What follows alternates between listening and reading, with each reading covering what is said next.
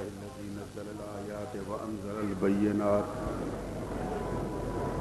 فطلع الدين وطبع اليقين ربنا لك الحقيقة حقا وكل مجاز ولك الأمر تحقيقا وكل مجاز أئنة المبادئ بيدك ونواصي المقاصد مفوضة إليك أنت المستعان وعليك التكلان والصلاة والسلام على من بعث بالدليل فيه شفاء لكل عليل وعلى آله وأصحابه الذين هم مقدمات الدين وحجج الهداية واليقين أما بعد فأعوذ بالله من الشيطان الرجيم بسم الله الرحمن الرحيم إنا نحن نزلنا الذكر وإنا له لحافظون صدق الله العظيم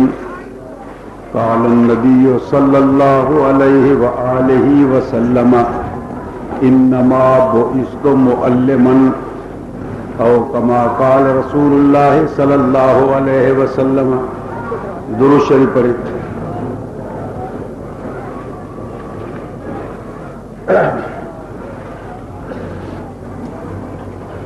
میرے محترم دوستو اور مسلمان بھائیوں، قرآن کریم کی ایک آیت امام الانبیاء خاتم النبیین حضرت محمد مصطفیٰ صلی اللہ علیہ وآلہ وسلم کی ایک حدیث میں نے آپ کے سامنے پڑھی ہے. مختصر وقت میں آیت کریمہ اور حدیث پاک کی تشریح پیش کروں گا. پروردگار عالم سے دعا ہے کہ ہمیں دین کے سمجھنے اور اس پر عمل کرنے کی توفیق عطا فرمائے. تھوڑا توجہ سے سنیں میرے دوستو. ہمارا مذہب اسلام جس کو ہم نے قبول کیا ہے دنیا کے تمام مذاہب سے دو چیزوں کے اندر ممتاز ہے. وہ دو چیزیں جو ہمارے مذہب میں پائی جاتی ہیں وہ دنیا کے کسی مذہب میں بھی نہیں پائی جاتی. پہلی بات کہ دنیا کے تمام مذاہب میں سے اگر محفوظ مذہب ہے تو وہ فقط مذہب اسلام ہے اور دنیا کا کوئی مذہب محفوظ نہیں. دوسری بات کہ دنیا کے تمام مذاہب میں سے اگر مکمل مذہب ہے تو وہ فقط مذہب اسلام ہے. باقی دنیا کا کوئی مذہب ایسا نہیں جو مکمل ہو. تو مذہب اسلام محفوظ مذہب بھی ہے اور مذہب اسلام مکمل مذہب بھی ہے. اور یہ دو خوبیاں دنیا کے مذاہب میں سے کسی مذہب کے اندر نہیں پائی جاتی. مذہب اسلام محفوظ قسم کا مذہب ہے. کیوں کہ اس کی حفاظت کا بوجھ اور ذمہ پروردگار عالم نے خود اٹھایا ہے. قرآن کریم کے اندر موجود ہے انا نحن نزلنا الذکر وانا لہ لحافظون. رب العالمین فرماتے ہیں کہ قرآن کریم کو ہم نے ہی نازل فرمایا ہے اور قیامت تک اس کے حفاظت کرنے والے ہم ہی ہیں اور کوئی نہیں. اور ظاہر بات ہے کہ جس مذہب کی حفاظت کا ذمہ اللہ کے حوالے ہو اور پروردگار عالم خود اس مذہب کا محافظ ہو تو اس مذہب کے اندر کوئی خامی اور نقص پیدا نہیں ہو سکتا. تورات اور انجیل زبور یہ تمام کے تمام آسمانی کتاب تھے لیکن قرآن کریم فرماتے ہیں بے مستوفزو من کتاب اللہ. تورات کی حفاظت ان کے علماء کے حوالے تھی اور انجیل کی حفاظت عیسائیوں کے پادریوں کے حوالے کی گئی تھی. خدا نے ان کی حفاظت کا ذمہ نہ اٹھایا. ظاہر بات ہے کہ جب ان کی حفاظت ان کے علماء کے حوالے کر دی گئی تھی، ان کے دل کے اندر جب دنیا کی محبت آئی تو آج تورات دنیا کے اندر صحیح موجود نہیں، آج انجیل دنیا کے اندر صحیح موجود نہیں، لیکن پوری دنیا بگڑ جائے اور تمام کے تمام لوگ اپنے راستے سے ہٹ جائیں، پھر بھی کوئی دشمن سے دشمن یہ دعویٰ نہیں کر سکتا کہ قرآن کریم صحیح دنیا میں موجود نہیں، بلکہ وہ صحیح قرآن کریم جو 1400 برس سے پہلے آقا انعامدار حضرت محمد مصطفیٰ صلی اللہ علیہ وسلم پر نازل ہوا، وہ آج تک ہمارے پاس موجود ہے، اور اس کی حفاظت کا ذمہ بھی عجیب طریقے سے لیا گیا۔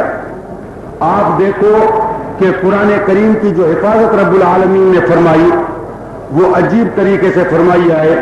ہر دور کے اندر، ہر زمانے کے اندر حضور صلی اللہ علیہ وسلم کے زمانے سے لے کر کے آج تک ہم دیکھتے ہیں کہ ہر دور میں قرآن کریم کے مخالف زیادہ رہے ہیں اور ان کے موافق تھوڑے ہیں، ہر دور کے اندر۔ اور اس کے علاوہ ہر زمانے کے اندر قرآن کریم کے مخالف طاقتور رہے ہیں، اور جو قرآن کریم کے موافق ہیں وہ کمزور اور بے کس قسم کے انسان رہے ہیں، ہر دور اور ہر زمانے کے اندر۔ حضور صلی اللہ علیہ وسلم نے جب نبوت کا اعلان فرمایا اور قرآن کریم قوم کے سامنے پیش کیا تو مکے کے چودھری، مدینے کے یہودی، ارد و گرد کے بڑے بڑے سردار اور زمیندار سب کے سب اس پروگرام کے سخت قسم کے دشمن تھے، اور کوئی نہیں تھا جو اس کی موافقت کرنے والا موجود ہو۔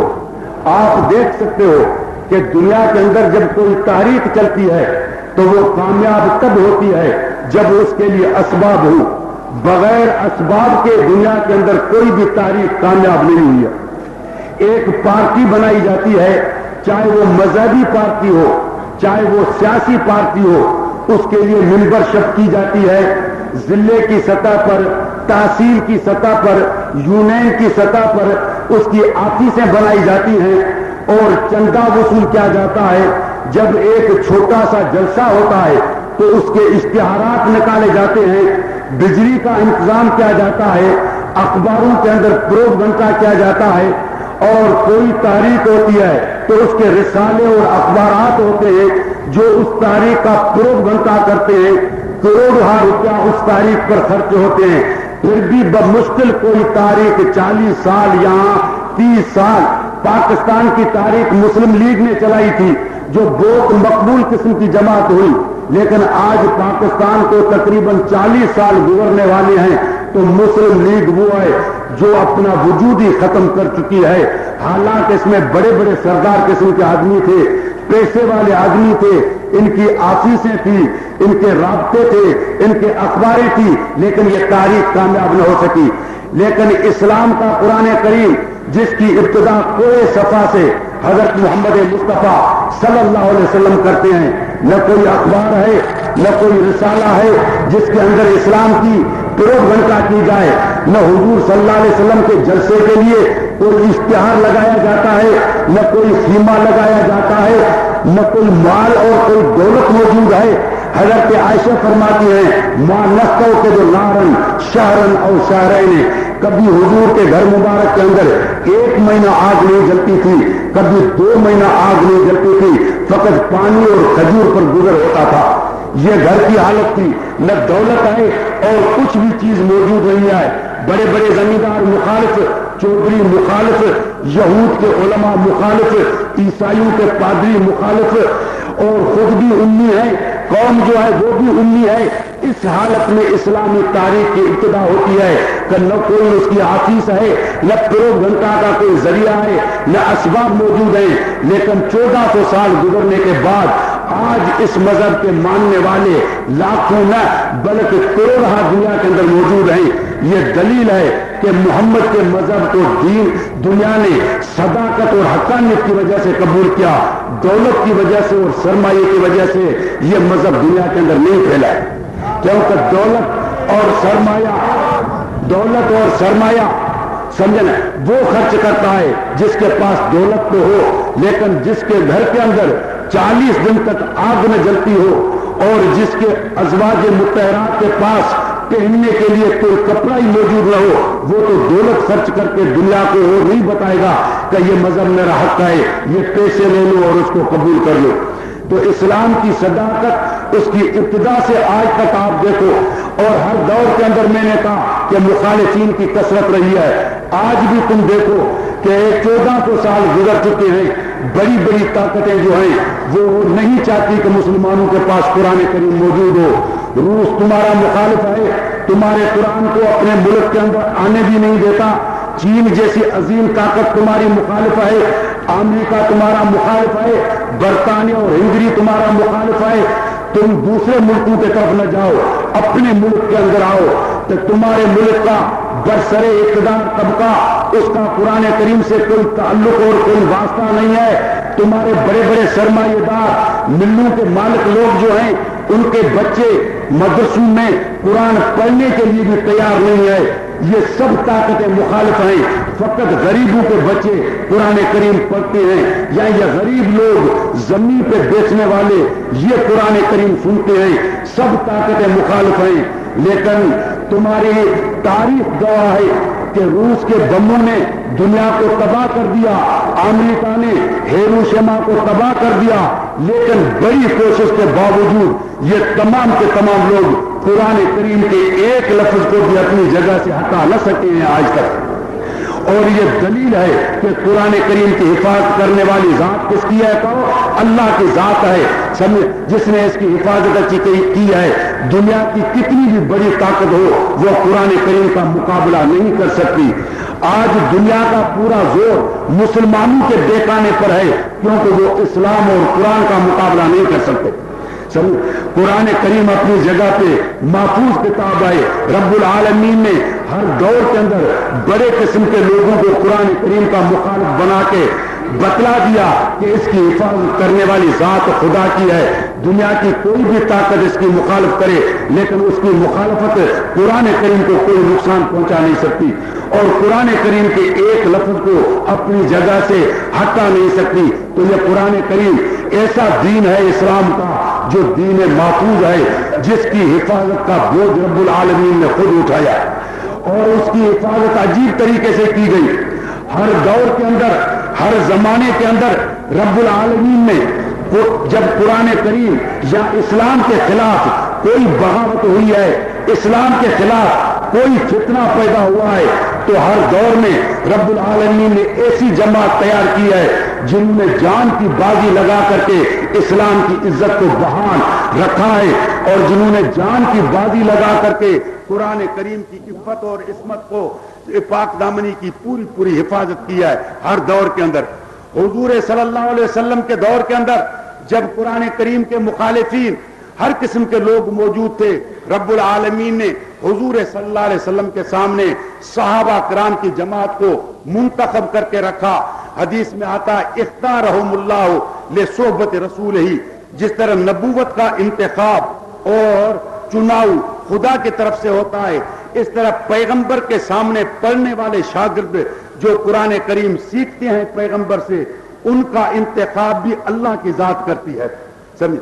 ویسے یونیورسٹیوں میں ہر ایک شاگرد اپنے اپنے مرضی سے جاتا ہے، داخلہ لیتا ہے، لیکن پیغمبر کے درسگاہ میں جو شاگرد قرآن کریم کی تعلیم حاصل کرنے کے لیے داخل ہوئے تھے، ان کا انتخاب خود خدا کی ذات نے کیا تھا، اور پیغمبر کے سامنے ان کو بٹھایا تھا۔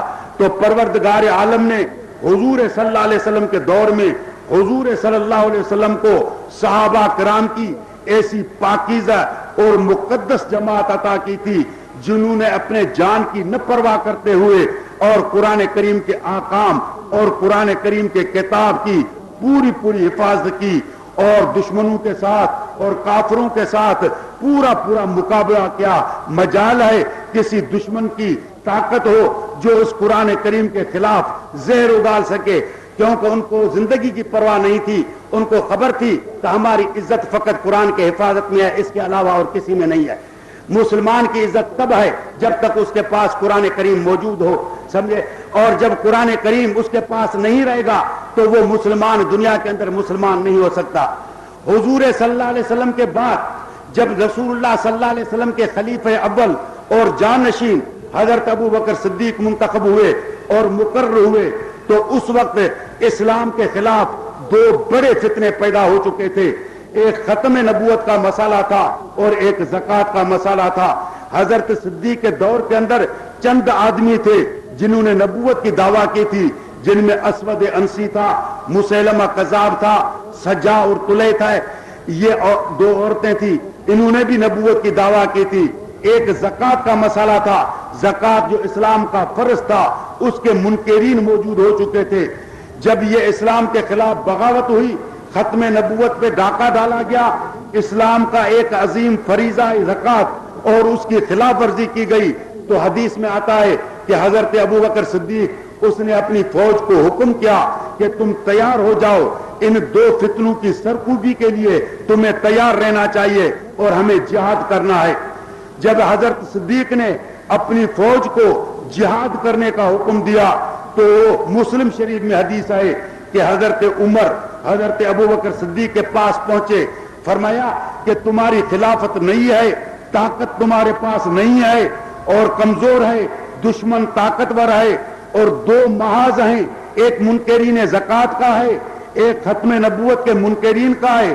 اگر آپ نے مقابلہ کیا تو شاید آپ ہار جائیں، شکست کھا جائیں. اس وجہ سے حضرت صدیق کو مشورہ دیا کہ ذرا صبر کرو تاکہ ہم پاور اور طاقت کے اندر آ جائیں، اس کے بعد دشمن کا ڈٹ کر کے مقابلہ کریں. تو حضرت صدیق نے حضرت عمر کو جواب دیا، انت جبار فی الجاہلیت وخبار فی الاسلام واللہ لو منعونی اقالا کانوا یؤدونہ الی رسول اللہ لقاتلتہم. فرمایا عمر، جب تو کافر تھا تو اپنے آپ کو بہادر سمجھتا تھا، جب مسلمان ہو چکا ہے تو بزدل ہو چکا ہے، اب تو بڑی بغاوت ہو چکی ہے، لیکن ایک معمولی سی اسلام کے حکم کی خلاف ورزی ہوگی پھر بھی میں مقابلہ کروں گا. یہ نہیں دیکھوں گا کہ خلافت رہتی ہے یا نہیں رہتی. یہ میرے اوپر فرض ہے کہ جب تک اس جسم میں جان ہے تو رسول اللہ صلی اللہ علیہ وسلم کے دین کے مخالفین کا میں ڈٹ کر مقابلہ کروں.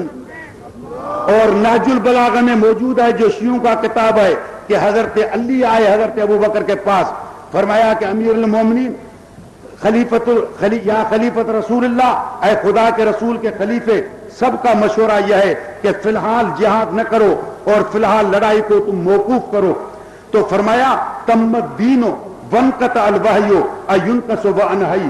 فرمایا اے علی، دین تام ہو چکا ہے، وحی کا سلسلہ بند ہو چکا ہے، یہ قرآن کی امانت ہمارے حوالے ہو چکی ہے، اب اس میں کوئی نقص اور خیانت کرے میں زندہ ہوں، یہ بات میں برداشت کرنے کے لیے تیار نہیں ہوں. چنانچہ مقابلہ بحال رکھا، برقرار رکھا. مسیلمہ کذاب جس نے نبوت کی دعویٰ کی تھی، اس کو مارنے کے لیے، ختم کرنے کے لیے قرآن کریم کے 700 قاری اور قرآن کے یاد حافظ شہید کرانے پڑے. لیکن مسیلمہ کذاب کو ختم کیا گیا، منکرین زکوٰۃ کا بیج نکالا گیا. جمعے کا دن تھا، حضرت صدیق خطبہ پڑھنے کے لیے آ رہے ہیں تو عبداللہ بن مسعود مسجد نبی کے منبر پر کھڑے ہو گئے. فرمایا کہ حضرت ابو بکر کے متعلق فرمایا کہ کرے نہ ہو ابتدان و حمد نہ ہو امتحان لقد قام مقام الانبیاء. فرمایا کہ جس کام میں ابو بکر نے ہاتھ ڈالا تھا ہم سب ناراض تھے، لیکن آج مدینے کا بچہ بچہ اس کی تعریف کر رہا ہے، اس کی حمد کر رہا ہے. البتہ تحقیق اللہ نے اس سے وہ کام لیا جو نبیوں سے لیتا، وہی کام اس سے لیا. اللہ جل جلالہ نے جو کام نبیوں سے لیتا. بہرحال صدیق کے دور کے اندر جب اسلام کے خلاف بغاوت ہوئی تو اس نے قوت کی وجہ سے، طاقت کی وجہ سے اور ایمانی غیرت کی وجہ سے اس فتنے کو نیست اور نابود کر دیا. مجال ہے کہ اس کا دور تو چھوڑو، لیکن صحابہ کرام کے دور کے اندر کوئی فتنہ کھڑا ہو، کیونکہ ان کو پتا تھا کہ فتنے کی سرکوبی کس طرح کی جاتی ہے اور فتنے کا بیج کس طرح نکالا جاتا ہے. جہاد کر کے انہوں نے اسلام کی عزت اور ان کے احکام کی جو ہے وہ پوری پوری حفاظت کی. خلفائے راشدین کے دور کے بعد امراء بنی امیہ کا دور آتا ہے. امراء بنی امیہ کے دور کے اندر کچھ تو ضرور خامیاں ہو گئی تھی، لیکن رب العالمین نے دین کی حفاظت کرنے کے لیے اور ان خامیوں کو زائل کرنے کے لیے انہی امراء بنی امیہ میں سے ایک شخص کا انتخاب کیا جس کو دنیا عمر بن عبدالعزیز رحمت اللہ علیہ رضی اللہ تعالیٰ عنہ کہتی ہے، جس نے 99 ہجری سے لے کر 101 ہجری 2 سال تک فقط حکومت کیا ہے اور خلافت کیا ہے.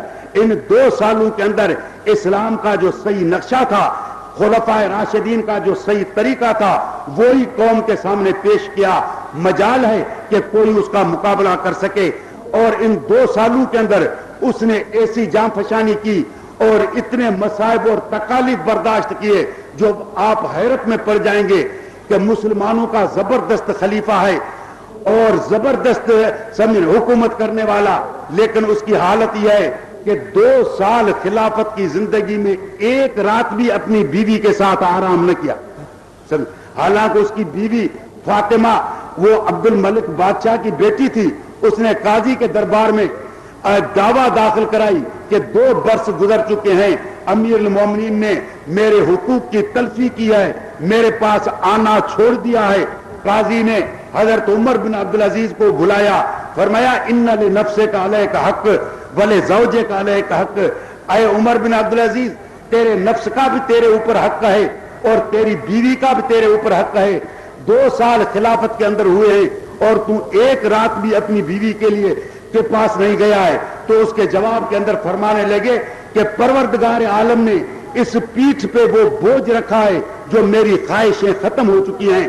اب اگر بیوی اس حال پہ راضی ہو تو فبیہا اور ٹھیک، اگر راضی نہ ہو تو میں اس کا نکاح چھوڑنے کے لیے تیار ہوں. یہ تھے خدا کے خاص بندے جنہوں نے دین کی حفاظت کرنے کے لیے ہر قسم کی لذات کو، ہر قسم کے عیش کو ختم کر دیا اور مصائب پورے کے پورے جو ہیں وہ برداشت کیے، لیکن دین کی پوری پوری حفاظت کی. امرائے بنی امیہ کے دور کے بعد بنو عباس کی حکومت آتی ہے. آپ کو پتا ہے کہ بنو عباس کے خلفاء میں سے سب سے بڑے میں بڑی حکومت مامون رشید کی تھی جو ہارون کا بیٹا تھا. اور مامون کے دور کے اندر بھی اسلام کے خلاف ایک زبردست بغاوت پیدا ہو چکی تھی. ایک مسئلہ تھا جو اسلام کے خلاف کھڑا ہو چکا تھا، وہ خلق قرآن کا مسئلہ تھا. مامون کا معتزلہ علماء کی وجہ سے یہ عقیدہ ہو چکا تھا کہ قرآن کریم مخلوق ہے، قرآن کریم حادث ہے. حالانکہ اسلام کا یہ عقیدہ نہیں تھا. اسلام کا عقیدہ یہ تھا کہ قرآن کریم اللہ کا کلام ہے، اس کی صفت ہے. جس طرح خدا کی ذات قدیم ہے اس طرح قرآن کریم بھی قدیم ہے. لیکن مامون کا زور تھا کہ قرآن کریم مخلوق ہے اور حادث ہے. زبردست زور لگایا گیا تھا اور مامون کے عقیدے کی جو خلاف ورزی کرتا تھا اس کو سخت سزا دی جاتی تھی. تم تاریخ کے کتابوں کو مطالعہ کرو کہ مسلمان کے لیے، علماء کے لیے یہ سخت آزمائش کا زمانہ تھا.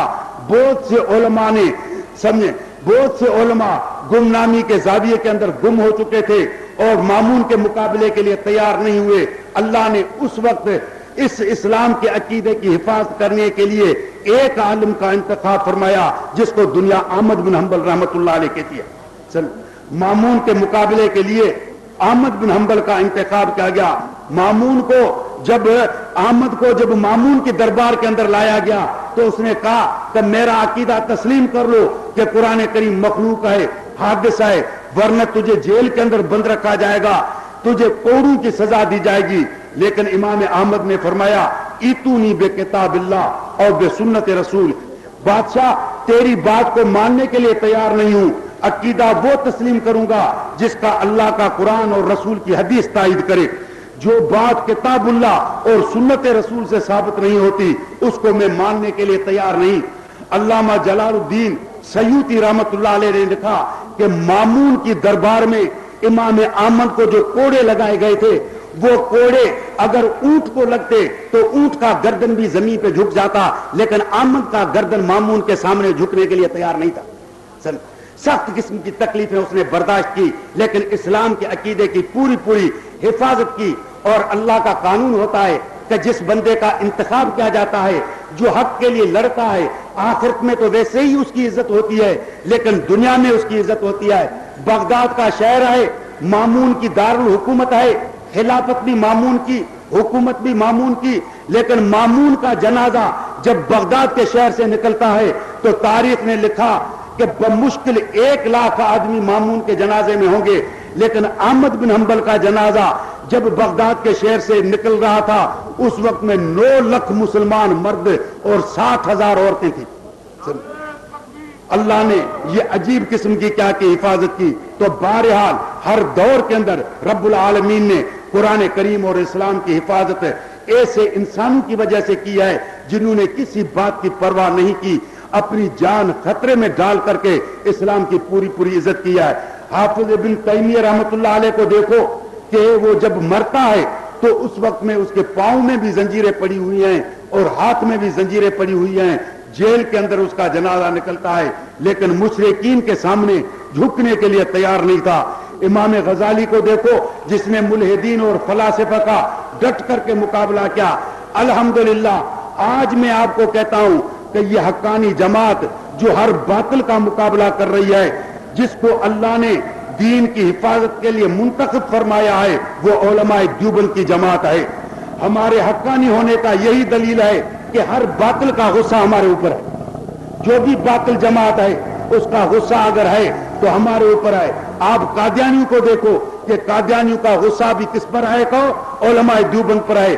آپ شیعوں کو دیکھو تو ان کا غصہ بھی ہمارے اوپر, بریلویوں کو دیکھو تو ان کا غصہ بھی ہمارے اوپر, منکرین حدیث کو دیکھو تو ان کا غصہ بھی ہمارے اوپر. لیکن رب العالمین نے علماء دیوبند میں سے ایسی جماعت پیدا کی جو اپنی جگہ پر حدیث کا درس بھی دے رہے ہیں, تفسیر بھی پڑھا رہے ہیں, مدارس کے ذریعے خدمت اور دین کی ترویج کر رہے ہیں. اور ایسے آدمی بھی ہیں جو قادیانیوں کا ڈٹ کر کے مقابلہ کر رہے ہیں. ایسے حدیث بھی ہیں جو صحابہ کی عزت کو بحال رکھنے کے لیے, صحابہ کرام کی ناموس کو بحال رکھنے کے لیے شیوعوں کا بھی مقابلہ کر رہے ہیں. ایسے آدمی ہیں جو حضور صلی اللہ علیہ وسلم کے اقوال اور افعال کی حفاظت کے لیے, یعنی حضور کی حدیث کی حفاظت کے لیے منکرین حدیث کا بھی مقابلہ کر رہے ہیں. ہر دور کے اندر رب العالمین نے علماء دیوبند سے یہ باطل فرقوں کے مقابلے کا کام لیا ہے اور آج تک انشاءاللہ قیامت تک رب العالمین یہ لیتا رہے گا. تو میرا مطلب فقط یہ تھا کہ دین اسلام دنیا کا وہ دین ہے جو محفوظ قسم کا دین ہے. تو قرآن کریم محفوظ ہے. اسلام چونکہ آخری دین تھا, اس کے بعد کوئی دین آنے والا نہیں تھا, اس وجہ سے ضروری تھا کہ اسلام کے کتاب کی حفاظت خود اس کا ذمہ رب العالمین اٹھاتے. اب مجھے بتاؤ کہ جو لوگ کہتے ہیں قرآن موجود نہیں ہے یا جو لوگ کہتے ہیں کہ قرآن محفوظ نہیں ہے, وہ گویا کہ اسلام سے ہاتھ اٹھا رہے ہیں کہ اسلام نہیں ہے. قرآن کی حفاظت اور اسلام یہ دونوں لازم ملزوم چیزیں ہیں, سمجھیں. جو قرآن کو محفوظ نہیں کہتے یا قرآن کو دنیا کے اندر موجود نہیں کہتے, غائب کہتے ہیں, وہ بے شک یہ کہہ رہے ہیں کہ آج دنیا کے اندر اسلام کسی قسم کا نہیں ہے. اور قرآن کی حفاظت جو تھی وہ صحابہ کرام کے ذریعے تھی, کیونکہ قرآن کریم کی تشریحات, پیغمبر کے اقوال, پیغمبر کے افعال, یہ سب جو ہم تک پہنچے ہیں وہ رسول اللہ صلی اللہ علیہ وسلم کے صحابہ کرام کے ذوات مقدسہ کی وجہ سے پہنچتے ہیں. اور حضور کے اقوال کے راوی بھی وہ, حضور کے افعال کے راوی بھی وہ, پیغمبر صلی اللہ علیہ وسلم کے تقاریر کے راوی جو ہیں وہ بھی صحابہ کرام کی ذات مقدسہ ہے. جن کا صحابہ پر اعتماد نہیں ان کا قرآن کریم پر اعتماد نہیں, جن کا قرآن کریم پر اعتماد نہیں ان کا اسلام سے کوئی واسطہ نہیں. یہ ایسی چیزیں ہیں جو آپس میں لازم اور ملزوم ہیں, جن کا آپس میں انفقاق, کسی قسم کی جدائی جو ہے وہ نہیں ہو سکتی ہے. رب العالمین نے قرآن کی حفاظت کے لیے اس صحابہ کرام کی مقدس جماعت کا ہی انتخاب کیا تھا. یہی جماعت تھی جس نے پیغمبر صلی اللہ علیہ وسلم کے قرآن کریم کو ہم تک پہنچایا, اور یہی جماعت تھی جس نے اپنے دور کے اندر قرآن کریم کے احکام پر پورا عمل کرایا تھا. میرے دوستو, میں ایک مختصر بات آپ کو سمجھاؤں کہ ہمارا اہل سنت والجماعت کا عقیدہ کیا ہے اور ہمارے دوستوں کا عقیدہ کیا ہے. اہل سنت والجماعت فرماتے ہیں کہ حضور کے بعد پہلا خلیفہ حضرت ابوبکر صدیق ہے, دوسرے عمر فاروق ہیں, تیسرے عثمان غنی ہے اور چوتھے حضرت علی رضی اللہ تعالیٰ عنہ ہیں. جس طرح پروردگار عالم نے ان خلفاء کو عمریں دی تھی, عمر کی ترتیب کے مطابق خلافت کی بھی ترتیب ہے. پہلے عمر حضرت ابوبکر صدیق کی ختم تو پہلے خلافت اس کو ملی, دوسرے نمبر پر حضرت عمر تو دوسرے نمبر پر خلافت اس کو ملی, تیسرے نمبر پر حضرت عثمان تو تیسرے نمبر پر خلافت اس کو ملی، چوتھے نمبر پر حضرت علی، تو چوتھے نمبر پر خلافت جو ہے اس کو ملی۔ جس طرح عمریں تھی اس طرح خلافت کی ترتیب تھی۔ اور اہل سنت والجماعت کہتے ہیں کہ خلیفے کا انتخاب اللہ کی طرف سے نہیں ہوتا ہے، خلیفے کا انتخاب عوام کی طرف سے ہوتا ہے، سمجھیں؟ جس کو مقتدر اور ذی رائے انسان جس کا انتخاب کریں اس کو خلیفہ کیا جاتا ہے۔ حضرت ابوبکر صدیق رضی اللہ تعالیٰ عنہ کا انتخاب بھی اس طرح ہوا کہ سقیف بنی سعید کے اندر مہاجرین کی جماعت بھی جمع ہوئی اور انصار کی جماعت بھی جمع ہوئی۔ مہاجرین نے کہا کہ ہم میں سے خلیفہ ہو اور انصار نے کہا کہ ہم میں سے خلیفہ ہو۔ سب نے اتفاق کے ساتھ فیصلہ کیا کہ جب خدا کے رسول بیمار تھے تو مسجد نبی کا امام اور خلیفہ کس کو مقرر کیا؟ حضور جب بیمار تھے تو فرمایا مرو ابا بکر فلیصلی بالناس، ابو بکر کو کہو کہ لوگوں کو نماز پڑھائے۔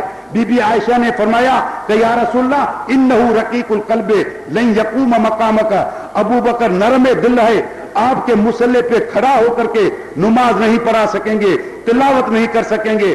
تو دو بار فرمایا کہ مرو ابا بکر فلیصلی بالناس، ابو بکر کو کہو کہ لوگوں کو نماز پڑھائے۔ تو دوسرے بار تمام ازواج مطہرات نے درخواست پیش کی کہ یا رسول اللہ ابو بکر نرم دل کا ہے، حضرت عمر کو کہو کہ نماز پڑھائے، یا حضرت علی کو کہو کہ آپ کے مصلی پہ بیٹھ کر کے نماز پڑھائے، اور ابو بکر تو کھڑا بھی نہیں ہو سکے گا۔ تو فرمایا ان کن لانتن صواعب یوسف ان اللہ ورسولہ لا یرضى الا بامامت ابی بکر۔ فرمایا آپ مجھے اس طرح پریشان کر رہی ہیں جس طرح مصر کی عورتیں یوسف کو پریشان کر رہی تھی، اللہ اور اللہ کا رسول ابو بکر کے امامت کے علاوہ اور کسی پر راضی نہیں ہوگا، سمجھے؟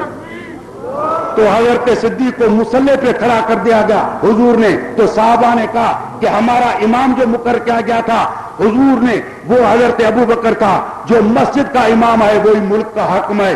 اس وجہ سے سب نے حضرت ابو بکر صدیق رضی اللہ تعالیٰ عنہ کی بیعت کی، حتیٰ کہ حضرت علی کے متعلق خود نہج البلاغ میں موجود ہے فبایع علی ابا بکر، حضرت علی نے بھی ابو بکر کے ساتھ کیا کی؟ بیعت کی۔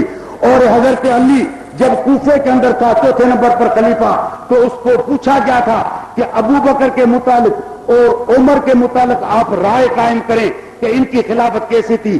اس وقت میں ابو بکر بھی دنیا میں موجود نہیں تھا، حضرت عمر بھی نہیں تھا، حضرت عثمان بھی نہیں تھا، کتاب بھی شیعوں کا ناج البلاغ ہے۔ حضرت علی سے پوچھا گیا کہ ان دونوں کے متعلق آپ رائے قائم کریں، تو فرمایا وکان افضلہم فی الاسلام وانصحہم للہ ولرسولہ الخلیفۃ الصدیق ثم خلیفۃ الخلیفۃ الفاروق لعمری ان مقامہما فی الاسلام لعظیم وان المصاب بہما لجروح شدید۔ یہ نہج البلاغ کی عبارت ہے۔ حضرت علی فرماتے ہیں بے شک مسلمانوں میں سب سے افضل خدا اور خدا کے رسول کے دین کا سب سے زیادہ خیر خواہ خلیفہ صدیق تھا، سمجھے؟ اس کے بعد عمر ہے۔ فرمایا ان مکانہما فی الاسلام العظیم۔ حضرت علی فرماتے ہیں مجھے پروردگار عالم کی قسم کہ ان دونوں کا مرتبہ اسلام میں سب سے زیادہ ہے۔ وَإِنَّ الْمُصَابَ جنازے کی نماز پڑھائے، یہ حضرت بختیار کاکی کی وصیت تھی۔ علماء بھی تھے، محدث بھی موجود تھے دہلی میں، لیکن کسی کو جرأت نہیں ہوئی کہ وہ نماز پڑھائے جنازے کی۔ اس وقت کا حاکم سمجھنے غلام خاندان کا سلطان التمش رحمت اللہ علیہ وہ مصلی پہ کھڑا ہو گیا، فرمایا کہ آج تک یہ سنت مجھ سے قضا نہیں۔ یہ تو امت کے اندر آدمی تھے، لیکن پیغمبر صلی اللہ علیہ وسلم جب غزوہ تبوک سے واپس لوٹے ہیں اور رات کا آخری حصہ ہے، صحابہ کرام نے عرض کیا کہ یا رسول اللہ چل چل کے تھک پڑے ہیں، اب آخری حصہ ہے، نیند آ رہی ہے، تو اجازت دیجئے کہ آرام کریں۔ فرمایا اونٹوں سے کجاوے اتار دو اور آرام کرو۔ حضرت بلال کو فرمایا کہ آپ فجر کی حفاظت کریں، جب فجر کا ٹائم آ جائے تو اذان دے، سمجھیں؟ سب آرام کے اندر سو گئے۔ حضرت بلال جو ہے وہ فجر کی حفاظت کے لیے سب بیٹھ گیا تاکہ فجر ظاہر ہو جائے میں اذان دے دوں۔ بخاری حدیث ہے فما ایقظہم الا حر الشمس، سب بیدار تب ہوئے جب سورج نکل چکا تھا۔ سورج کے نکلنے کے بعد تو فجر کی نماز نہیں ہوتی نا، سمجھ مانا پیغمبر سے بھی فجر کی نماز چلی گئی، صحابہ سے چلی گئی۔ آپ نے حضرت بلال کو فرمایا کہ بلال کیا ہو گیا آپ کو؟ ہم نے تو آپ کو بٹھا دیا تھا کہ فجر کی اذان دے۔ فرمایا اخذ بنفسی ما اخذ بنفسک کا، یا رسول اللہ کیا ہو گیا؟ جس خدا نے تمہیں سلا دیا اس نے مجھے بھی سلا دیا۔ فرمایا کہ انسان کی جان جو ہے وہ اللہ کے ہاتھ میں ہے. فرمایا تھوڑا کوچ کرو آگے روانہ ہوئے اور بلال کو کہا اذان دو. یہ فجر کی نماز جو ہے وہ قضا کر کے حضور صلی اللہ علیہ وسلم نے صحابہ کو دکھائی اور فرمایا کہ سلو کما رہے تو منی او سلی, جس طرح تم نے مجھے نماز پڑھاتے ہوئے دیکھا اس طرح اگر کسی سے قضا ہو جائے تو اس طرح پڑھے. اب میں نے کہا کہ حسن بصری سے تہجد قضا نہیں ہوئی, سلطان التمش سے سنت غیر موقت قضا نہیں ہوئی, پیغمبر سے فرض قضا ہو گیا تھا کیونکہ پیغمبر کی حیثیت معلم کی تھی. اگر حضور کی ذات سے فرض قضا نہ ہوتا تو تمہارے اور میرے لیے جن سے ہزارہ نمازیں قضا ہو چکی ہیں ان کے لیے تعلیم کا راستہ کیسے کھلتا, ان کے لیے قضا کا طریقہ کیسے معلوم ہوتا. حسن بصری کے تہجد سے امت کو فائدہ نہیں ہوا, سلطان التمش کی سنتوں سے امت کو فائدہ نہیں ہوا, پیغمبر کے قضا سے امت کو بے شمار فائدہ ہوا. انما بعثت معلما, فرمایا اللہ نے مجھے اس وجہ سے بھیجا تاکہ میں دنیا کے اندر تعلیم کو عام کروں. پیغمبر نے دینی تعلیم کو عام کیا. جب دینی تعلیم ہمارے اندر تھی تو ہمارے اندر کوئی اختلاف نہیں تھا, کوئی بغض نہیں تھا, کوئی دشمنی نہیں تھی. آج ہمارا افتراق اس کا سب سے بڑا وجہ جہالت ہے کہ دین سے ہم محروم. اور دوسری بات ہے انما بعثت لاتمم مکارم الاخلاق, فرمایا مجھے اس وجہ سے بھیجا گیا تاکہ میں پاکیزہ اخلاق قوم کو پیش کروں. اور معلوم ہوتا ہے کہ قوم کی تباہی بد اخلاقی کی وجہ سے ہوتی ہے. آج ہر قسم کی بد اخلاقی ہمارے اندر موجود ہے. پاکیزہ اخلاق کی تعلیم دینے والا دین وہ قرآن کریم تھا, وہ مذہب اسلام تھا, وہ حدیث رسول تھی. قرآن کو گھر سے نکال کر کے ہم نے VCR ٹی وی کو رکھ دیا, سینما کے ہم عادی ہو چکے, منشیات ہمارا دھندا بن چکا. اب تو وہ اخلاق پاکیزہ ہم سے ختم ہو چکے. نہ دینی تعلیم رہی نہ پاکیزہ اخلاق رہا. اس کا نتیجہ کیا ہے؟ اس کا نتیجہ اختلاف ہے, اس کا نتیجہ افتراق ہے, اس کا نتیجہ ایک دوسرے کا گلا گھونٹنا ہے, اس کا نتیجہ ایک دوسرے کو مارنا ہے, اس کا نتیجہ مذہب اسلام سے مذاق کرنا ہے. میرے دوستو آج قرآن تو موجود ہے لیکن مذہب کی جو تشریح ہے وہ ہمارے ہاں مفقود ہو چکی ہے. آج ہم کہتے ہیں کہ پردہ کرو تو کہتے ہیں ہمارے حقوق کی تلفی ہوئی ہے. عورتیں مظاہرہ کرتی ہیں یا نہیں کرتی ہیں کہ ہمارے حقوق کی کیا ہوئی ہے, تلفی ہوئی ہے. حالانکہ آپ اگر دیکھیں کہ جو عزت اور جو حق اسلام نے عورت کو دیا ہے وہ تو کسی نے کسی کو نہیں دیا. عورت کے رسول اللہ صلی اللہ علیہ وسلم نے فرمائے کہ 3 حالتیں ہیں. ایک بیٹی جب پیدا ہوتی ہے, ایک بڑی ہو کر کے جب کسی کے ساتھ نکاح کرتی ہے, ایک ماں ہو کر کے جب بچہ پیدا کرتی ہے. 3 حالتیں ہیں. سمجھ, تم خوشیاں کرتے ہو بیٹوں پر, ایک دوسرے کو مبارک دیتے ہو بیٹوں پر, لیکن خدا کے رسول نے فرمایا ہنی لکم علی بناتکم, جس کے گھر کے اندر بیٹی پیدا ہوئی ہے خدا کے رسول نے 1400 سال اس سے پہلے اس کو مبارکباد دے دی. فرمایا میری مبارک ہے اس شخص کو اور میں خوشخبری دیتا ہوں اس شخص کو جس کے گھر کے اندر بیٹی پیدا ہوئی. بیٹی کے وجود کو اسلام نے تو ایک غنیمت سمجھا اور اس باپ کو خوشخبری دیا ہے. حدیث میں آتا ہے حضرت عائشہ کے گھر کے سامنے ایک عورت آئی جس کے چھاتی پہ ایک لڑکی تھی. فرمایا عرض کرنے لگی کہ میں بھوکی ہوں. فرمایا ماں عندک یا عائشہ, اے عائشہ تیرے پاس کیا ہے؟ فرمایا رسول اللہ ایک کھجور ہے اور کچھ بھی نہیں ہے. فرمایا آتی ہے یا کھجور بھی اس کو دے دو. ایک کھجور تھی فشکت نصفین, اس عورت نے توڑ کر کے اس کے 2 حصے کر دیے, ایک اپنے منہ میں ڈالا ایک لڑکی کے منہ میں ڈالا. خدا کے رسول نے جب یہ واقعہ دیکھا تو آنکھوں سے آنسو بہنے لگے. فرمایا عائشہ جس کے پاس ایک لڑکی ہو یا 2 لڑکی ہو اس طرح تکلیفیں برداشت کر کے اس کی پرورش کرے, محمد ضامن ہے کہ اللہ اس کو جنت میں داخل کرے گا. فرمایا اللہ اس کو, یہ عورتوں کو حقوق کس نے دیا تھا؟ سمجھے, اسلام نے دیے. اسلام کے بغیر اور کوئی نہیں ہے جو اس قسم کے حقوق دے سکے. اور جب عورت شادی کرتی ہے تو آخر کے اندر جو 3 باتوں کی وصیت حضور نے فرمائی ہے, آخر کے اندر ان میں سے ایک بات یہ ہے استوصوا بالنساء خیرا. فرمایا کہ میں عورتوں کے بارے میں بھلائی کی وصیت تمہیں کرتا ہوں کہ ان سے خیر خواہی کرنا, ان سے بھلائی کرنا. آخر کے اندر جو آخری دن خدا کے رسول کا ہے اس میں وصیت فرمائی ہے عورتوں کے متعلق. قرآن بھی فرماتے ہیں وَلَهُنَّ مِثْلُ الَّذِي عَلَيْهِنَّ, عورتوں کا مردوں پر حق ہے, مردوں کے عورتوں پر حق ہے. عورت مرد کے مال کی وارثہ ہے اور مرد عورت کے مال کا وارثہ ہے. اس طرح حقوق جو ہیں ان کے بحال رکھے گئے. مرد کو جدا عورت کے حقوق سمجھائے گئے عورت کو مرد کے حقوق سمجھائے گئے، ہر قسم کی پاکیزگی کی زندگی جو ہے اس کو سکھائی گئی۔ جب وہ عورت بچہ پیدا کرتی ہے تو اس بچے کو کہا گیا کہ الجنت تحت اقدام الام، فرمایا کہ اب اگر جنت حاصل کرنی ہے تو اس ماں کی خدمت کرنی ہے، ماں کی خدمت، اس کے پاؤں دھونے کے بغیر تو جنت حاصل نہیں کر سکتا۔ یہ مقام کس نے دیا؟ خدا کے رسول نے مقام دیا، سمجھے؟ اب آزادی، اب آزادی یہ ہے کہ اپنے شوہر کو چھوڑ کر کے دوسرے کے ساتھ پھرتی رہے، یہ آزادی کا مطالبہ، یہ مطالبہ ہے اور کوئی ہے؟ عورتوں کی آزادی یہ ہے کہ پردہ ختم ہو جائے، سمجھے نا، لباس جو ہے وہ ختم ہو جائے۔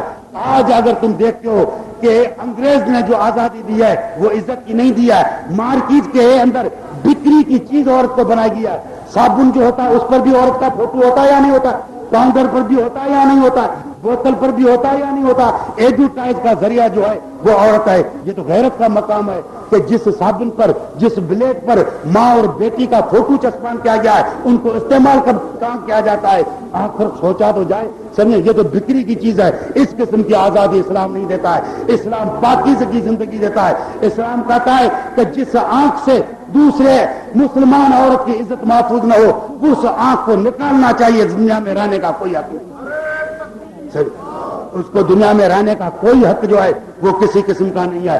اسلام نے جو زنا کرنے والا ہے شادی شدہ، اس کے لیے سنسار کا حکم رکھا ہے کہ جو آدمی جس سے کسی مسلمان عورت کی عزت محفوظ نہیں اس کو دنیا میں رہنے کا حق نہیں۔ یہ پاکیزہ قسم کی زندگی جو ہے وہ اسلامی سکھلاتا ہے۔ تو میرے دوستو سمجھے، مبارک ہے آپ کو کہ جس دین کی آپ نے اتباع کیا ہے اور جس دین کو کلمہ پڑھ کے آپ نے قبول کیا ہے، یہ دین محفوظ بھی ہے، یہ دین مکمل بھی ہے، دین میں کوئی خامی نہیں۔ اگر خامی ہے تو ہمارے اندر، اگر نقص ہے تو ہمارے اندر آئے۔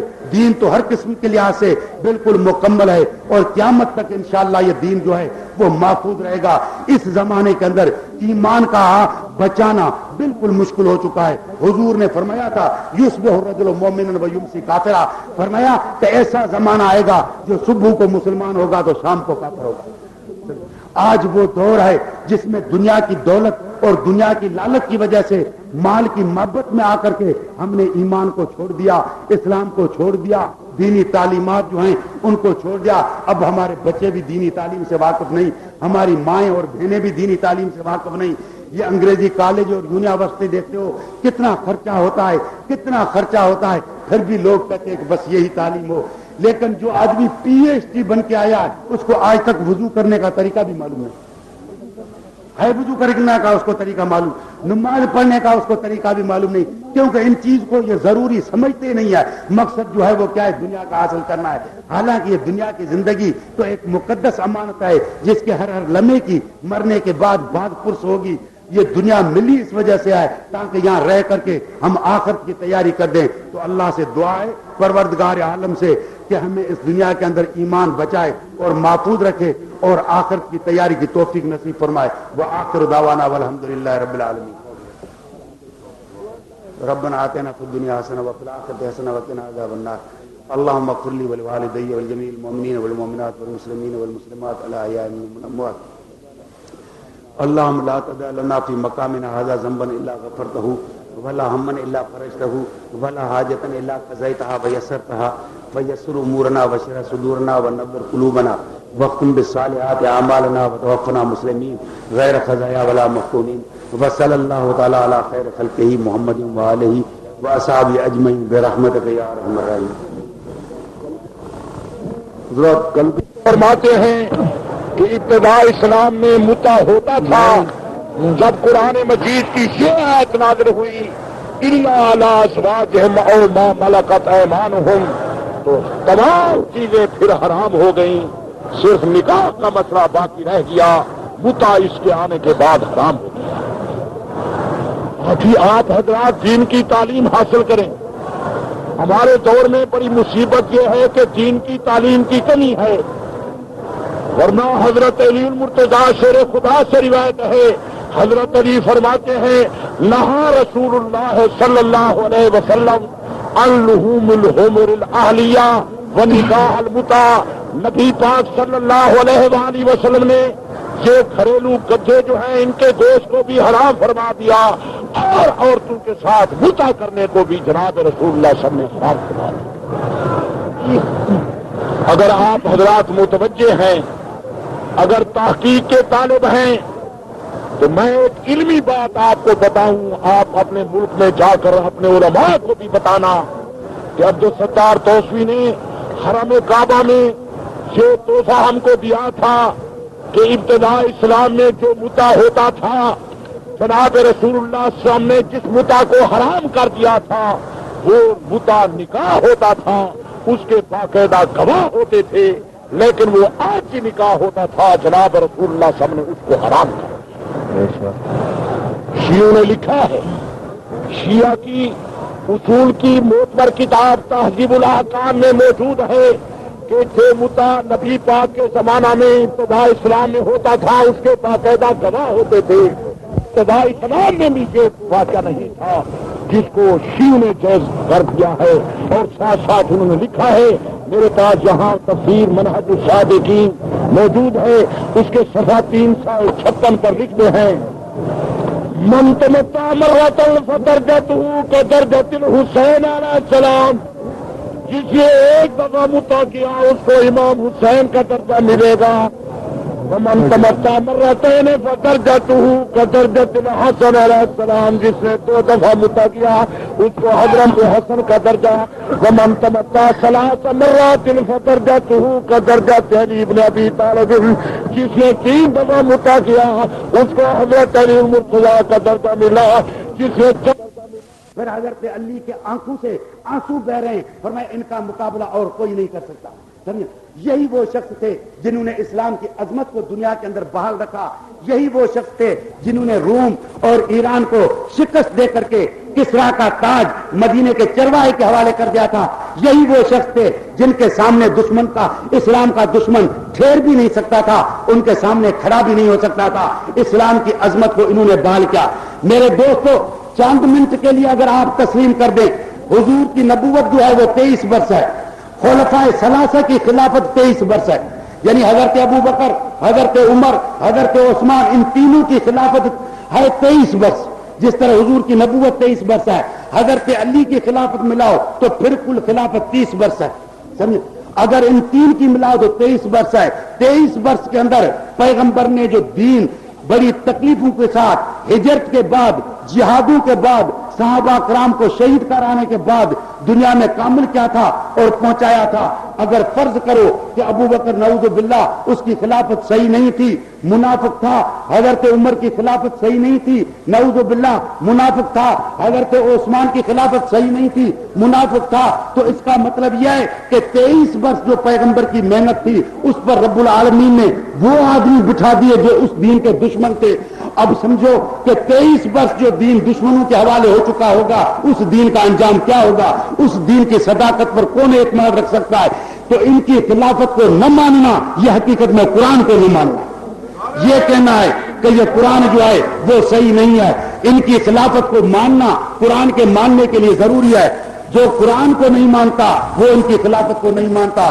اس وجہ سے جو ابو بکر کی خلافت کو نہیں مانتا ہے، جو عمر کی خلافت کو نہیں مانتا ہے، جو عثمان کی خلافت کو نہیں مانتا، وہ اس قرآن کو بھی نہیں مانتا ہے، وہ کہتا ہے یہ صحیفہ عثمانی ہے، یہ قرآن صحیح نہیں ہے، یہ تو 6666 آیتوں والا ہے، وہ 30,000 آیتوں والا قرآن تو امام غائب لے گیا ہے۔ ان کا عقیدہ یہ ہے کہ ہم کہتے ہیں خلیفہ جو ہوتا ہے اس کا انتخاب خدا کی طرف سے نہیں ہوتا ہے، عام ذی رائے کی طرف سے ہوتا ہے۔ وہ خلیفے کا کام کیا ہوتا ہے کہ وہ اپنے طرف سے احکام جو ہے، اپنے طرف سے جو احکام ہے وہ جاری نہیں کرتا ہے، خدا کے احکام کی تنفیذ کرتا ہے دنیا کے اندر، خدا کے احکاموں کو دنیا کے اندر جاری کرتا ہے۔ مجال ہے کہ اس کے زمانے کے اندر اسلام کہ کوئی حکم کی خلاف ورزی کی جائے، مجال ہے کہ اس کے زمانے کے اندر کسی پر سزا ہو اور وہ نہ لگائی جائے، سمجھے، تو خلیفے کا کام عدل اور انصاف قائم کرنا، خلیفے کا کام احکام خدا بندی کی دنیا کے اندر تنفیذ کرنا اور اس کو جاری کرنا ہوتا ہے۔ ہمارے دوست جو ہیں وہ کہتے ہیں کہ نہ، حضور کے بعد امامت کا دروازہ ہے، اور ان کے نزدیک جس طرح نبی گناہوں سے معصوم ہوتا ہے اس طرح امام بھی ان کے پاس گناہوں سے معصوم ہوتا ہے۔ بلک آپ اصول کافی جو شیعوں کا معتبر کتاب ہے اس کو اگر کھولیں گے تو آپ کا پتہ پڑے گا کہ ان کے ہاں امام اور نبی ایک ہی مرتبے کے آدمی ہیں، یا امامت کا درجہ ان کے پاس نبوت سے بھی زیادہ ہے۔ اصول کافی لکھتا ہے اماموں کے بارے میں کہ یحلون ما یشاؤون ویحرمون ما یشاؤون ولا یموتون الا باختیارہم، کہتے ہیں کہ امام کو حق ہے کہ جس چیز کو چاہے اس کو حرام بنا دے، جس چیز کو چاہے اس کو حلال بنا دے، ولا یموتون الا باختیارہم، اور امام جو دنیا میں مرتے ہیں وہ بھی اپنے ارادے سے مرتے ہیں، اللہ کے اختیار سے نہیں مرتے۔ یہاں تک ان کا عقیدہ ہے کہ اماموں کو حلال اور حرام بنانے کا بھی حق ہے، وہ اپنے ارادے اور اختیار سے جو ہیں وہ دنیا کو چھوڑتے ہیں۔ اب حلال اور حرام بنانا یہ تو فقط خدا کا فریضہ ہے، پیغمبر کا بھی نہیں ہے۔ پیغمبر نے جب شہد کا پینا اپنے اوپر حرام کر دیا تو قرآن کریم کی آیت نازل ہوئی، یا ایھا النبی لم تحرم ما احل اللہ، اے پیغمبر یہ چیز اللہ نے جو حلال بنائی ہے اس کو آپ حرام کیوں کرتے ہو؟ شہد کے پینے کو تو نے حرام کیوں کیا؟ اس کو پیو اور اپنے قسم جو تو نے اٹھایا ہے اس کا کفارہ ادا کر دو۔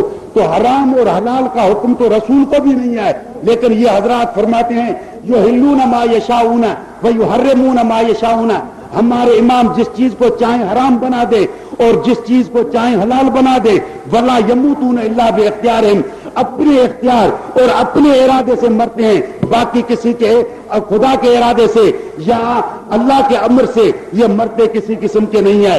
یہ ہے ان کا کیا عقیدہ۔ اور پھر یہ عقیدہ دیکھو، کہتے ہیں 12 امام آئیں گے اور 12ویں امام پر قیامت قائم ہوگی۔ سمجھ، ان کا مذہب تو یہ تھا کہ 12ویں امام پر قیامت قائم ہوگی۔ حضرت علی، امام حسن، امام حسین، امام زین العابدین، امام محمد باقر، امام جعفر صادق، موسیٰ کاظم، علی رضا، محمد تقی، علی نقی، حسن عسکری۔ حسن عسکری 11واں امام تھا، اور ان کا تو کتاب ہی لکھتا تھا اصول کافی کہ 12ویں امام پر قیامت قائم ہوگی۔ 11واں امام جو حضرت حسن عسکری تھا وہ 270 ہجری کے اندر اس کی وفات ہوئی ہے۔ 270 ہجری مانا 350 برس بھی نہیں ہوئے، تو انہوں نے دیکھا کہ 350 برس کے اندر تو 11 امام ختم ہو چکے، اب ایک نکلے گا وہ پتہ نہیں کتنے برس زندہ رہے گا، تو ہمارا تو عقیدہ تو جھوٹا ہو جائے گا کہ 12ویں امام پر قیامت قائم ہوگی۔ اس وجہ سے اس 12ویں کو انہوں نے غائب کر دیا، سمجھ، اور انہوں نے کہا کہ یہ غار سرمن کے اندر جو ہے یہ 12واں امام کیا ہے؟ غائب ہے۔ غائب کرنے کا اصل مقصد ہی یہ تھا کیونکہ 12ویں پر قیامت آنے والی تھی۔ اب 11 امام ان کو 350 برس ہوئے تو ایک امام زیادہ سے زیادہ زندہ رہتا تو 100 برس رہتا، سمجھ، زیادہ تو نہیں رہتا۔ اب تو 1400 برس ہے، تو 12واں امام اگر ہوتا تو 4 صدی کے اندر ہی ختم ہو جاتا، تو ان کا عقیدہ نہیں ہوتا۔ اس وجہ سے اس کو کیا کر دیا؟ غار سرمن کے اندر اس کو چھپا دیا، اور چھپا بھی کیسا دیا؟ کہتے ہیں اصلی جو قرآن تھا وہ بھی خود لے گیا، سمجھ۔ اب مجھے بتاؤ کہ دنیا کے اندر ہندو بھی ہیں، ان کے پاس گیتا موجود ہے، عیسائی ہیں ان کے پاس انجیل موجود ہے، یہودی ہیں ان کے پاس تورات موجود ہے، اور یہ سکھ ہیں ان کے پاس بھی وید جو ہیں وہ موجود ہیں، غلط یا صحیح ان کا امام بھی موجود ہے، ان کا کتاب بھی موجود ہے۔ دنیا کے اندر واحد یہ قوم ہے جس کا نہ امام ہے نہ کتاب ہے، سمجھ۔ اب مجھے بتاؤ کہ جب امام بھی نہیں ہوگا، کتاب بھی نہیں ہوگا، پھر یہ دنیا کے اندر کس کام کے ہیں؟ پھر ان کے 2 کام ہیں، ایک متا کرنا، ایک تکیہ کرنا، بس اور کوئی کام نہیں، کیونکہ امام بھی نہیں ہے، کتاب بھی نہیں ہے۔ عمل کتاب پر ہوگا، عمل کس پر ہوگا؟ تو کتاب پر ہوگا، کتاب کی تشریح امام کرے گا، امام بھی چلا گیا اور کتاب جو ہے وہ بھی کیا تو چلا گیا۔ یہ تو صحیح کہا عثمانی ہے، ان کے نزدیک یہ تو قرآن صحیح نہیں ہے، کتاب بھی چلا۔ تو جو صحابہ سے بغاوت کرتے ہیں رب العالمین ان کو ایسے ہی چھوڑ دیتا۔ اب ان کے پاس یہی 2 عبادتیں، ایک متے کی عبادت، دوسری تکیے کی عبادت۔ متے کا تو ایسا درجہ ان کے پاس ہے کہ آپ نے بار بار سنا ہوگا، من تمتا مرتن واحدتن فدرجتہ کدرجۃ الحسین۔ ویسے اماموں کو معصوم بھی بناتے ہیں، کہتے ہیں امام کو حق ہے کہ جس چیز کو چاہے حلال کر دے، جس چیز کو چاہے حرام کر دے، اور مرتے بھی اپنے اختیار سے ہیں۔ ویسے دوسرے نمبر پر اماموں کی جو گت انہوں نے بنائی ہے وہ یہ ہے کہ ایک دفعہ جو متا کرے اس کا درجہ بھی حسین جیسا، ایک دفعہ جو متا کرے۔ یہ مذہب نہیں ہے، یہ مذاق ہے۔ اس وجہ سے اصول کافی نے 19वें सफ़े पर लिखा कि नान वाला दीन मन कतमहु अअज़्ज़हुल्लाह व मन अज़ाहु अज़ल्लहुल्लाह। उसूल काफी लिखता है कि हम ऐसे दीन पर हैं जिसको जो आदमी छिपाएगा अल्लाह उसकी इज्जत रखेगा, जो जाहिर करेगा अल्लाह उसको जलील करेगा। क्योंकि जाहिर करेगा तो या मुद्दा निकलेगा या तकिया निकलेगा, और तो कोई नहीं निकलेगा। इस वजह से कहते हैं कि जो इसको छिपाएगा अल्लाह उसकी इज्जत करेगा। अब मुझे बताओ कि खुद उनका किताब भी कह रहा है कि शियत का मजहब तबलीगी मजहब नहीं है, उसके तबलीग का उनके इमामों ने उनको हक नहीं दिया है, उनके छिपाने का उनको क्या दिया है को हक दिया है। समझे ना, यही बात थी जो इमामों के मुतालिक इन्होंने कह दी थी। समझे ना मेरे दोस्तों, अजीब किस्म की बात है। मैं समझे कौन सा मजहब है जिसके पास किताब भी न हो? 12वां इमाम अभी तक जाहिर नहीं हुआ, 12वां इमाम अभी तक जाहिर नहीं हुआ। कहते हैं जाहिर तब होगा जब 300 पक्के मुसलमान, पक्के शिये दुनिया के अंदर मौजूद होंगे। ये भी उसूल काफी ने लिखा, 300 पक्के मुसलमान मौजूद होंगे। इतने करोड़ा मुसलमान मौजूद हैं, आज तक 300 पक्के शिये मौजूद नहीं है ताकि वो इमाम गायब बाहर निकल के आए। चल छिपा हुआ है गार के अंदर। समझे ना, गार के अंदर कितने बरस उसको हो चुके हैं, तकरीबन 1100 बरस से वो छिपा हुआ है, अभी तक जो है वो बाहर नहीं निकलता है। इन इमामों की हम तौहीन नहीं करते, हम कहते हैं कि जो तुम्हारे 12 इमाम हैं वो हमारे भी 12 हैं, लेकिन हमारे वाले 4 जो हैं उनको भी मिलाना पड़ेगा। समझे, जुदा नहीं करना पड़ेगा। तो हम 16 इमाम वाले हैं, 12 वाले नहीं। समझे, हम क्या हैं? 16 इमाम वाले। तो मतलब यह है कि जिस शख्स ने पैगंबर सल्लल्लाहु अलैहि वसल्लम के सोबत के अंदर ठहरा हो, हुजूर पर ईमान लाया हो, हुजूर के साथ हिजरत की हो और जिहाद किया हो, बाल और बच्चों को अल्लाह के रास्ते के अंदर खर्च किया हो, हुजूर की इज्जत पे अपनी जान कुर्बान की हो, और उनको न मानना यह कुफ्र है। समझे, और उनको न मानना ये दीन की क्या है को तौहीन है। मेरे दोस्तों, आज तो हम नाम के मुसलमान हैं, जान देने वाला हम में से कोई नहीं मौजूद। समझे, लेकिन मैं आपको बताऊं, जब पैगंबर इस्लाम 313 आदमी लेकर के जंग बदर के अंदर मौजूद हुए और काफिर 1000 थे, मुसलमानों के पास तो कोई हथियार भी नहीं था लड़ने के लिए, कोई खाने पीने का सामान भी नहीं था, पानी पर भी काफिरों का कब्जा था। 1000 से ज्यादा काफिर थे, ऊंट भी उनके पास थे। काफिरों को अपनी ताकत पे इतना गुरूर था कि वो गाने वाली औरतें जो है वो भी अपने साथ ले आए थे कि मुसलमानों को 5 मिनट में खत्म करके और हम ऐश करेंगे, शराब पिएंगे, गाना बजाना शुरू कर देंगे। उस वक्त में खुदा के रसूल हैं, वो सहाबा कराम के दरमियान में उठ के खड़े हुए। बुखारी में हदीस है, फरमाया दुश्मन ताकतवर है और तुम कमजोर हो, हम मुकाबले के लिए नहीं आए थे और अचानक सख्त मुकाबला हुआ है। अगर आपकी मर्जी हो तो हम मदीने वापस चले और तैयार होकर के फिर इन दुश्मनों का मुकाबला करें, तैयार होकर के फिर इनका मुकाबला करें। समझे ना, क्योंकि दुश्मन ताकतवर है, तादाद भी उसकी ज्यादा है, हथियार भी उसके पास है। हजरत मिकदाद बिन असवद साहबी है, वो उठ के दरमियान में खड़ा होता है, वह आईना तहमला ने उसके आंखों से आंसू बह रहे हैं। फरमाया खुदा के रसूल, आप कहते हैं कि दुश्मन ताकतवर है, अगर मर्जी हो तो तैयार होकर के इनका मुकाबला करें। फरमाया तैयार वो होकर के आए जिसको जीने का शौक हो। हमारे बाल बच्चे मक्के के अंदर थे, हमारा वतन मक्के के अंदर था, जमीनें मक्के के अंदर थी, अपने बच्चों को छोड़ा, बीवियों को छोड़ा, अपनी जायदाद को छोड़ा, तेरे साथ इस वजह से निकले ताकि वो घड़ी नसीब हो जो तेरे कदमों में अपनी जान कुर्बान करे। आज वो घड़ी आई है तो आप कहते हैं कुर्बान होकर के आए, तैयार होकर के आए। नानो कातिल वन यमीने का, वन शेमाले का, वन अमामे का, वन खलफे का। हम इस तरह नहीं जिस तरह बनी इसराइल ने मूसा को कहा था कि तू और तेरा खुदा जाके लड़ो, हम यहाँ बैठे। हम तो आपके आगे और पीछे, आपके दाएं और आपके बाएं जान देने को फख्र महसूस करेंगे। आपका हुक्म हो फिर देखो तामील होती है या नहीं होती है। कुरान को भी कहना पड़ा, लक़द नसरकुमुल्लाहु बिबद्रिन व अंतुम अज़िल्ला। बदर के मकाम में तुम कमजोर थे, लेकिन तुम्हारी ईमानी कुव्वत की वजह से अल्लाह ने तुम्हें नुसरत और कामयाबी दी। इस बदर के मैदान में तुम कमजोरों ने ताकतवर दुश्मन को वो शिकस्त दी कि उसको कभी सर उठाने की ताकत नहीं हुई, तौफीक नहीं। चल ये क्या था? समझ, ये तो उनकी इज्जत थी और अजमत थी जो दीन की ये क्या कर रहे थे, हिफाजत कर रहे थे। अजीब, हजरत साद रजी अल्लाह तआला अन्हु बदन के अंदर 3 तीर लगे हुए हैं, गरम गरम पत्थरों पर पड़ा है।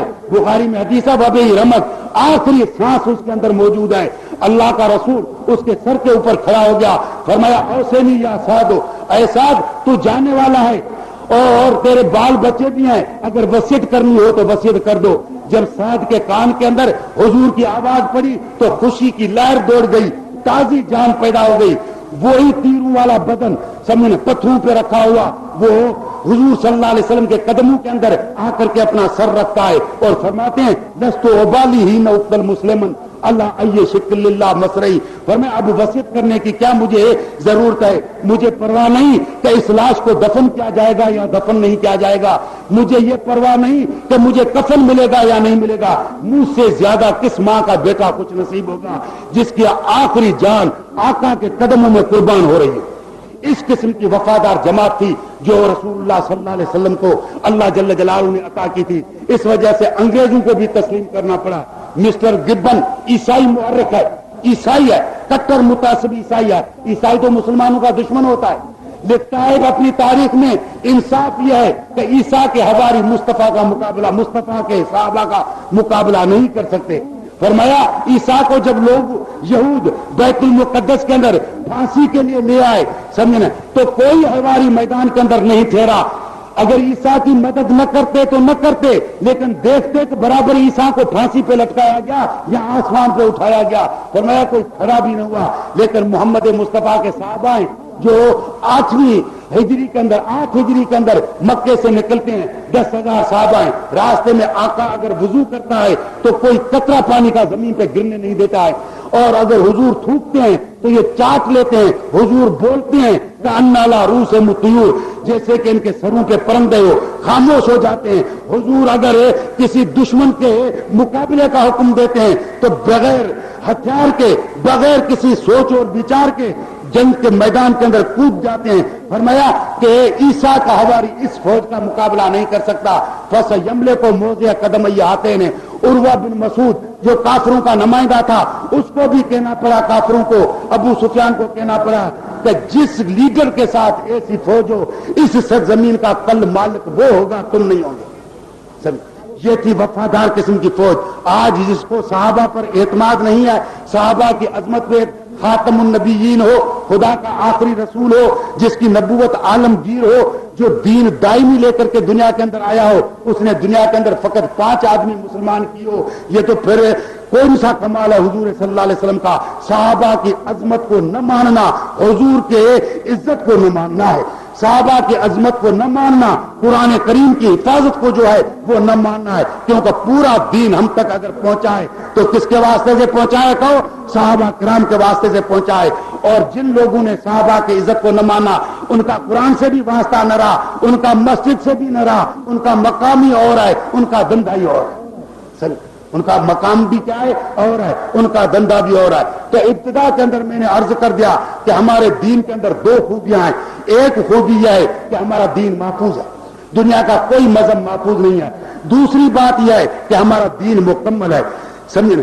انسان کی ولادت سے لے کر کے، پیدا ہونے سے لے کر کے مرنے تک ہماری زندگی سے جو مسائل بھی واسطہ رکھتے ہیں، تعلق رکھتے ہیں، ان تمام مسائل کا حل قرآن کریم کے اندر اور حدیث رسول میں موجود ہے۔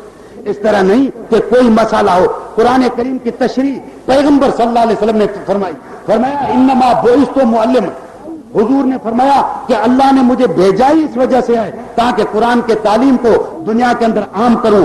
دوسری حدیث میں فرمایا انما بعثت لاتمم مکارم الاخلاق، اللہ نے مجھے اس وجہ سے بھیجا ہے تاکہ پاکیزہ اخلاق کی تعلیم قوم کو دوں۔